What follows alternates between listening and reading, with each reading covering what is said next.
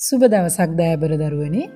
අද දවසේ අපි කතා කරන්නේ ඔයගොල්ලෝ දන්නවා 10 11 ශ්‍රේණි වලට නිර්දේශිත පාඩම් වලට යන්න කලින් පොඩි ප්‍රවේශයක් ගන්න තමයි මම අද දවසේ සිංහල ආදරයත් සමග එකතු වෙන්නේ. මොකද්ද ප්‍රවේශයක් ගන්නවා කියන්නේ? දැන් 9 පන්තියේ ඉඳන් 10 පන්තියට එන මේ දරුවන්ට සිංහල සාහිත්‍ය සංග්‍රහය කියන කෘතිය ටිකක් වෙනස් නවමු අත්දැකීමක්. ටිකක් වෙනස් අත්දැකීමක්.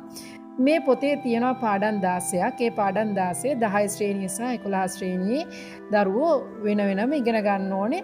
පළවෙනි පාඩම් 7 10 ශ්‍රේණියට, ඊළඟ පාඩම් ටික 11 ශ්‍රේණියට අපි එකම පොතක් අවුරුදු 2ක් තිස්සේ පරිශීලනය කරලා ඉගෙන ගන්න තමයි තියෙන්නේ. නමුත් පොත ඉගෙන ගන්න කලින් ඔබ දැනගත යුතු කරුණු ටිකක් තියෙනවා. ඒ කරුණු ටික කියලා දෙන්න තමයි මම අද දවසේ මේ සම්බන්ධ වෙන්නේ. මොනවද ඔබ දැනගත යුතු කාරණාවස්තිය? වර්ග කීපයක තියෙනවා.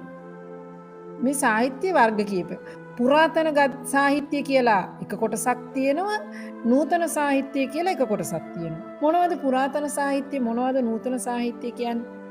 දැන් ඕගොල්ලෝ දන්නවා. ඕගොල්ලෝ ඉතිහාසයේ විෂයට ඉගෙනගෙන තියෙනවා. අපේ රාජධානි යුග ගණනාවක් අපි පහු කරගෙන ඉනවා. අනුරාධපුර පොළොන්නරුව, දඹදෙණිය, කුරුණෑගල, යාපව්ව, ගම්පොළ, සීතාවක, මහනුවර මේ විදිහට යුග ගණනාවක් අපි පහු කරගෙන එනවානේ.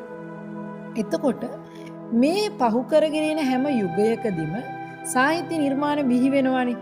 එතකොට අනුරාධපුර යුගයේ බිහි වෙච්ච නිර්මාණ, සාහිත්‍ය නිර්මාණ අනුරාධපුර යුගයට අයත් වෙනවා. පොළොන්නරු යුගයේ බිහි වෙච්ච සාහිත්‍ය නිර්මාණ පොළොන්නරු යුගයට අයත් වෙනවා.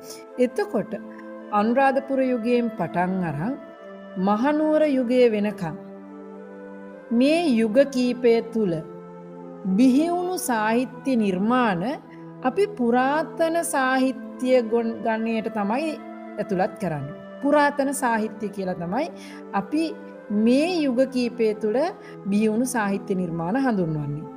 ඒක ඊළඟට අපි දන්නවා 19 වෙනි සියවසෙන් පස්සේ මේ දක්වා යුගයට අපි කියනවා නූතන යුගය. එහෙම නැත්නම් කොළඹ යුගය. මේක කොළඹ යුගය. එතකොට කොළඹ යුගය නැත්නම් නූතන යුගය 19 වෙනි සියවසෙන් පස්සේ බිහි වෙච්ච මේ සාහිත්‍ය නිර්මාණ නූතන සාහිත්‍ය නිර්මාණ විදියට හඳුන්වනවා. එතකොට ඕගොල්ලන්ගේ සාහිත්‍ය පොතේ ඔය පාඩම් 16 පුරාතන සාහිත්‍ය වලටත් අයත් වෙනවා. සමහර නිර්මාණ නූතන සාහිත්‍ය වලටත් අයත් වෙනවා. මේකත් තව දුරටත් කඩලා බලන්න ඕනේ. කොහොමද තවදුරටත් කඩලා බලන්නේ? සාහිත්‍ය තියෙනවා, ගද්‍ය සාහිත්‍ය තියෙනවා, පද්‍ය සාහිත්‍ය තියෙනවා, චම්පු සාහිත්‍ය තියෙනවා. ගද්‍ය කියන්නේ කතන්දර.